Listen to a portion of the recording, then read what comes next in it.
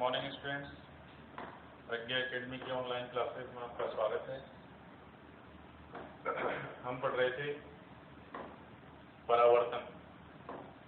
परावर्तन में दर्पण से संबंधित कुछ परिभाषाएं हमने पढ़ी थी। आज जो हम पढ़ने जा रहे हैं वो है गोलीय तल से परावर्तन के नियम।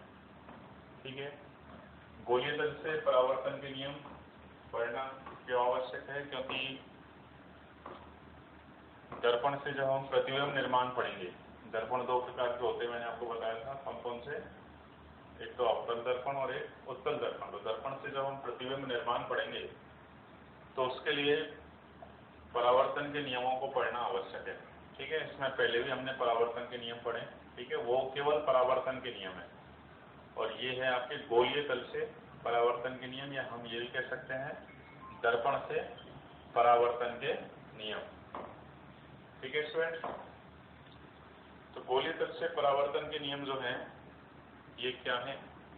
तो इसमें देखिए, सबसे पहला जो नियम है गोलीय तल से परावर्तन का, वो क्या कहता है? गोलीय तल से परावर्तन का पहला नियम कहता है कि दर्पण पर जब कोई प्रकाश किरण मुख्य अक्ष के समांतर आपतित होती है तो परावर्तन के बाद वह मुख्य फोकस से होकर गुजरती है अथवा गुजरती हुई प्रतीत होती है। पहला नियम क्या कहता है कि दर्पण पर,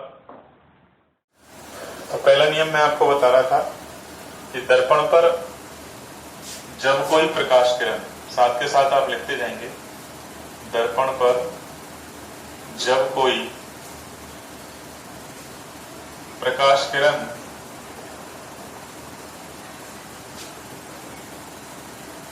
मुख्य अक्ष के समांतर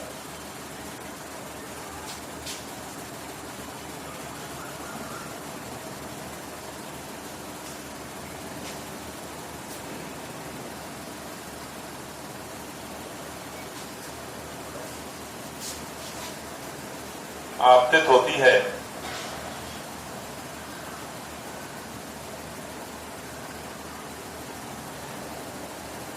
तो परावर्तन के बाद वह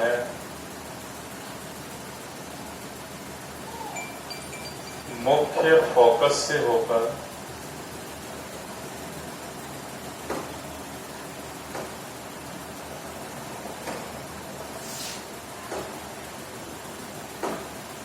गुजरती है अथवा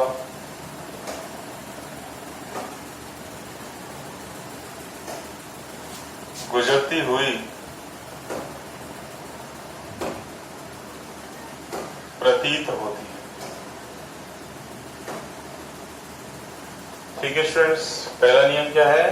गोलीय दर्पण पर जब कोई प्रकाश किरण मुख्य अक्ष के समानांतर आपतित होती है, ठीक है, कोई प्रकाश किरण मुख्य अक्ष के समांतर आ रही है तो परावर्तन के बाद वह मुख्य फोकस से होकर गुजरती है या गुजरती हुई प्रतीत होती है। इसको अपन डायग्राम के माध्यम से समझेंगे। जैसे मान लीजिए ये कौन सा दर्पण हो गया आपका? ये हो गया आपका अवतल दर्पण। ठीक है, और इधर हो गया ये आपका, ये बताइए आप कौन सा दर्पण हो गया? ये हो गया आपका उत्तल दर्पण।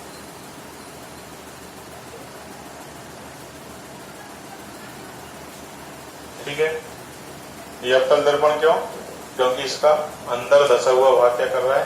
परावर्तक पृष्ठ के रूप में कार्य कर रहा है। ये उत्तल दर्पण क्यों? क्योंकि इसका बाहर की ओर उभरा हुआ भाग परावर्तक पृष्ठ के रूप में कार्य कर रहा है। ठीक है, तो नियम क्या कह रहा है कि गोलीय दर्पण पर जब कोई प्रकाश किरण मुख्य अक्ष से समांतर आपतित होती है, ठीक है, ये मुख्य अक्ष है, ये मान लीजिए इसका ध्रुव P, यहाँ पर मान लीजिए आप फोकस F, ये मान लीजिए आप प्रकाश केंद्र C। ठीक है, तो यहाँ पर यदि कोई प्रकाश किरण ये मुख्य अक्ष के कैसे आ रही है? समांतर आ रही है। ठीक है, मुख्य अक्ष के समांतर हो गई। इधर देखें, ये ध्रुव P, ये मान लीजिए इधर फोकस है प्रकाश केंद्र इधर इसका हो गया ये सी। ठीक है, इस पर पहले इधर देखते हैं अपन। इस पर मान लीजिए कोई प्रकाश किरण जो है मुख्य अक्ष के समांतर आ रही है। ठीक है, यही कह रहे हैं अपन, मुख्य अक्ष के समांतर आपतित होती है तो परावर्तन के बाद मुख्य फोकस से होकर गुजरती है। तो परावर्तन होगा, इससे टकराएगी, परावर्तन होगा, परावर्तन के बाद किधर होकर जाएगी, ये मुख्य फोकस से होकर जाती है। ठीक है स्टूडेंट्स, तो इस तरह से ये परावर्तन के बाद प्रकाश किरण किधर होकर जा रही है, मुख्य फोकस से होकर गुजरती है। ठीक है, इसी प्रकार यहाँ पर जब कोई प्रकाश किरण मुख्य अक्ष के समांतर, ये मुख्य अक्ष है, इसके समांतर आपतित हो रही है। ठीक है, ये क्या करता है, प्रकाश किरणों को दूर फैला देता है। तो ये प्रकाश किरण इधर दूर निकल जाती है, पास आने के बजाय दूर चली जाती है। तो आप मेरे को बताइए, क्या ये मुख्य फोकस से होकर गुजरेगी? नहीं गुजरेगी, बल्कि गुजरती हुई प्रतीत होती है। ठीक है, तो इस तरह से ये मुख्य फोकस से होकर गुजरती हुई प्रतीत होती है। तो ये आपका पहला नियम हो गया कि गोलीय दर्पण पर जब कोई प्रकाश किरण मुख्य अक्ष के समांतर आपतित होती है, दोनों प्रकाश किरणें यहाँ पर देखें, ये भी समांतर आपतित हो रही है, ये भी समांतर आपतित हो रही है।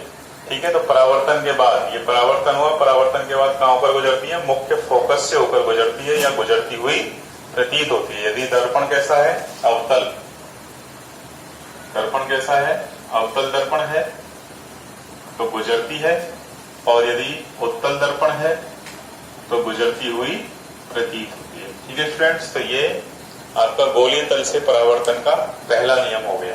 ठीक है, एक बार पुनः सुन लीजिए, पहला नियम क्या कहता है। इन नियमों की हमें अब जब प्रतिबिंब निर्माण हम पढ़ेंगे तो उनमें बहुत ही आवश्यकता पड़ेगी, तो इसलिए इनको ध्यान से समझना आवश्यक है। ठीक है, ये अगर समझ में आ जाते हैं, आपको ढंग से याद हो जाते हैं ढंग से, तो फिर प्रतिबिंब निर्माण में हमें परेशानी नहीं आती है। तो इसमें पहला नियम जो है वो आपको याद रखना है, क्या, गोलीय दर्पण पर जब कोई प्रकाश किरण मुख्य अक्ष के समानांतर आपतित होती है तो परावर्तन के बाद वह मुख्य फोकस से होकर गुजरती है अथवा गुजरती हुई प्रतीत होती है। ठीक है, ये मुख्य फोकस से होकर गुजर रही है या गुजरती हुई प्रतीत हो रही है। ये क्या है, परावर्तन का प्रथम नियम। ठीक है, अब आइए सेकंड नियम, इसको मैं साफ कर रहा हूं। सेकंड नियम जो है वो इसका बिल्कुल विपरीत है। सेकंड नियम क्या कहता है, सेकंड नियम कहता है कि गोलीय दर्पण पर जब कोई प्रकाश किरण मुख्य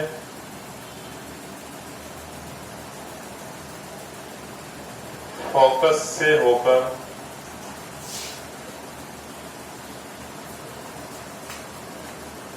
आपतित होती है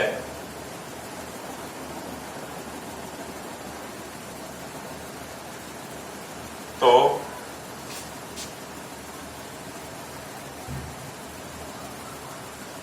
परावर्तन के बाद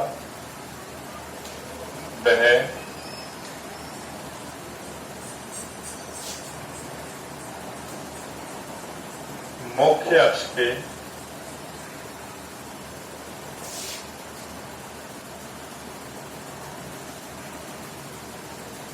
समांतर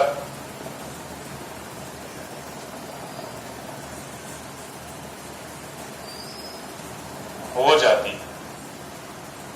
ठीक है, उसके बिल्कुल विपरीत हो गया। क्या, उसमें क्या पढ़ा था हमने, गोलीय दर्पण पर जब कोई प्रकाश किरण मुख्य अक्ष के समांतर आपतित होती है तो मुख्य फोकस से होकर गुजरती है। इसमें पढ़ा है कि जब कोई प्रकाश किरण मुख्य फोकस से होकर आपतित होती है तो परावर्तन के बाद वह मुख्य अक्ष के समांतर हो जाती है। देखिए कैसे,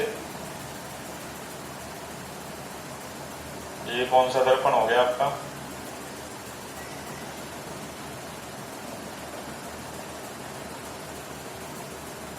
ये हो गया आपका अवतल दर्पण। ठीक है, ये इसका ध्रुव P, मान लीजिए मुख्य फोकस है और ये वक्रता केंद्र C। ठीक है, तो ये नियम क्या कह रहा है कि गोलीय दर्पण पर जब कोई प्रकाश किरण मुख्य फोकस से होकर, तो ये मुख्य फोकस है, तो मुख्य फोकस से होकर मान लीजिए प्रकाश किरण आपतित हो रही है गोलीय दर्पण पर इस तरह से। ठीक है, तो परावर्तन के बाद क्या होगा, ये मुख्य अक्ष के समांतर हो जाती है। ये परावर्तन के बाद क्या होगी, मुख्य अक्ष के समानांतर होगी। ठीक है। इसी तरह यदि मान लीजिए, ये तो हो गया आपका किसका, अवतल दर्पण। इसी तरह मान लीजिए दर्पण कौन सा है, उत्तल।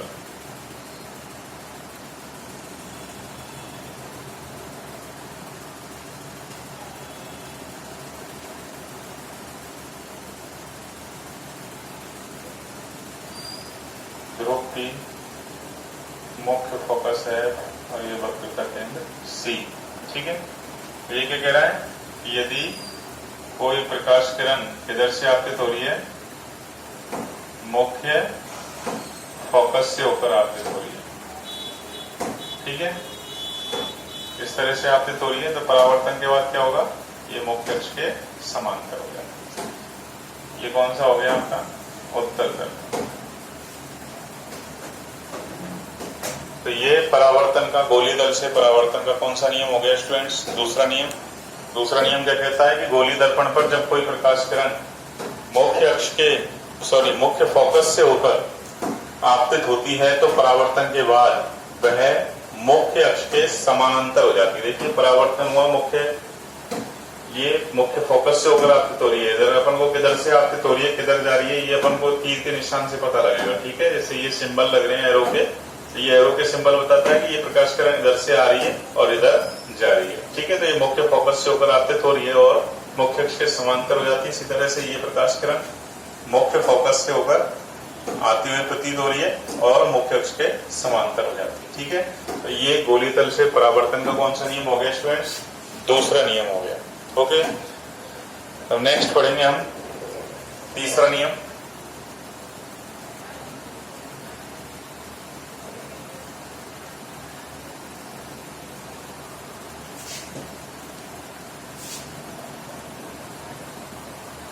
तीसरा नियम क्या कहता है कि गोलीय दर्पण पर आपतित प्रकाश किरण, गोलीय दर्पण पर आपतित प्रकाश किरण, या हम कहते हैं कि गोलीय दर्पण पर जब कोई प्रकाश किरण ध्रुव P पर आपतित होती है तो वह मुख्य अक्ष के साथ जितना कोण बनाती है, परावर्तित प्रकाश किरण भी उतना ही कोण बनाती है। ठीक है। तो हम यहां लिख सकते हैं कि जब कोई प्रकाश किरण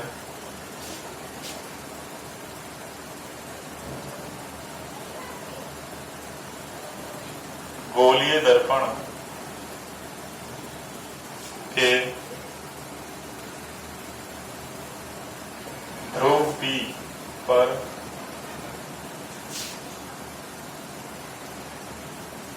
आपतित होती है तो वह मुख्य अक्ष के साथ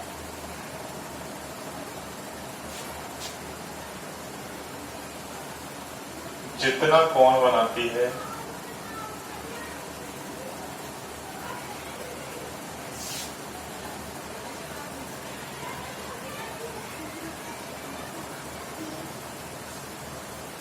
परावर्तित प्रकाश किरण भी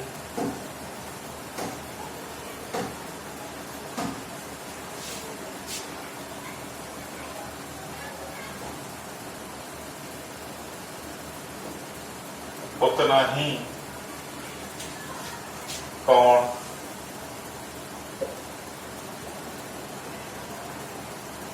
बनाती है। ठीक है। देखिए इसको भी अपन डायग्राम के माध्यम से समझेंगे। ये कौन सा दर्पण हो गया आपका, अवतल दर्पण। ये हो गई इसकी मुख्य अक्ष ध्रुव P, मुख्य फोकस F, प्रकाश केंद्र C। ठीक है। नियम क्या कह रहा है कि ध्रुव P पर आपतित प्रकाश किरण मुख्य अक्ष के साथ जितना कोण बनाती है, ये ध्रुव P पर प्रकाश किरण आपतित हो रही है। ठीक है स्टूडेंट्स। ये इसकी मुख्य अक्ष है, तो ये मुख्य अक्ष के साथ आपतित प्रकाश किरण और मुख्य अक्ष यानी आपतन कोण का मान जितना होगा परावर्तन कोण का मान भी उतना ही होता है। ठीक है, उतने ही कोण से क्या हो जाती है, ये परावर्तित हो जाती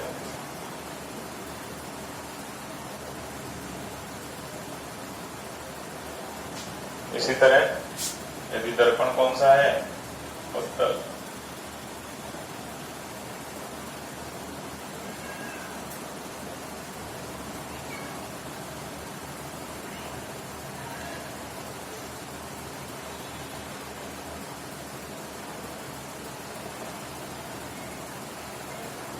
ध्रुव बी, मुख्य फोकस एफ, प्रकाश केंद्र सी। ठीक है, आपतित प्रकाश किरण यानी ध्रुव पी पर ये मान लीजिए प्रकाश किरण आपतित हुई, तो ये मुख्य अक्ष के साथ जितना कोण बनाती है, परावर्तित प्रकाश किरण भी उतना ही कोण बनाती है। ठीक है स्टूडेंट्स, तो इस तरह से ये हमने 3 नियम पढ़े परावर्तन के। पहला नियम क्या पढ़ा हमने, सबसे पहले मैं रिवाइज करता हूं आपको। पहला नियम क्या पढ़ा हमने, पहला नियम पढ़ा कि गोलीय दर्पण पर जब कोई प्रकाश किरण मुख्य अक्ष के समानांतर आपतित होती है, गोलीय दर्पण पर जब कोई प्रकाश किरण मुख्य अक्ष के समानांतर आपतित होती है तो परावर्तन के बाद वह मुख्य फोकस से होकर गुजरती है या गुजरती हुई प्रतीत होती है। ठीक है, दूसरा नियम हमने क्या पढ़ा, दूसरा नियम इसका विपरीत पढ़ा है फर्स्ट नियम का बिल्कुल, कि गोलीय दर्पण पर जब कोई प्रकाश किरण मुख्य फोकस से होकर आपतित होती है, ठीक है, कहां से, मुख्य फोकस से होकर आपतित होती है, तो परावर्तन के बाद वह मुख्य अक्ष के क्या हो जाती है, समानांतर हो जाती है। ठीक है, 2 नियम हो गए। इसके बाद तीसरा नियम हमने क्या पढ़ा, तीसरा नियम हमने पढ़ा है कि जब कोई प्रकाश किरण गोलीय दर्पण के ध्रुव P पर आपतित होती है तो वह मुख्य अक्ष के साथ जितना कोण बनाती है तो परावर्तित प्रकाश किरण भी उतना ही कोण बनाती है, अर्थात आपतन कोण। यहाँ पर देखिए ये कोण जो बना है एंगल I है और ये एंगल R है, यहाँ पर ये भी एंगल I और ये एंगल R, तो एंगल I बराबर क्या होता है, एंगल R। ठीक है, तो आपतन कोण और परावर्तन कोण दोनों का मान क्या, बराबर होता है। ठीक है, आपतित प्रकाश किरण मुख्य अक्ष के साथ जितना कोण बनाती है, परावर्तित प्रकाश किरण भी मुख्य अक्ष के साथ उतना ही कोण बनाती है। तो ये थे आपके गोलीय तल से परावर्तन के नियम, और इन नियमों के आधार पर ही हमें क्या पढ़ना है, हमें पढ़ना है दर्पण से प्रतिबिंब निर्माण। अब दर्पण कितने प्रकार के हैं, दर्पण है आपके 2 प्रकार के, कौन कौन से, अवतल दर्पण और उत्तल दर्पण। तो दोनों दर्पणों से हम बारी बारी से प्रतिबिंब निर्माण को समझेंगे। उससे पहले ये नियम आपको याद करने हैं, ढंग से समझने हैं। इनमें कहीं भी आपको कोई परेशानी हो तो आप संपर्क कर सकते हैं। नेक्स्ट जो आपकी लेक्चर होगा उसमें हम पढ़ेंगे गोलीय तल से प्रतिबिंब निर्माण या गोलीय दर्पण से प्रतिबिंब निर्माण। तो उसमें सबसे पहले जो है हमें पढ़ना है अवतल दर्पण से प्रतिबिंब निर्माण। आज के लिए इतना ही, थैंक्स।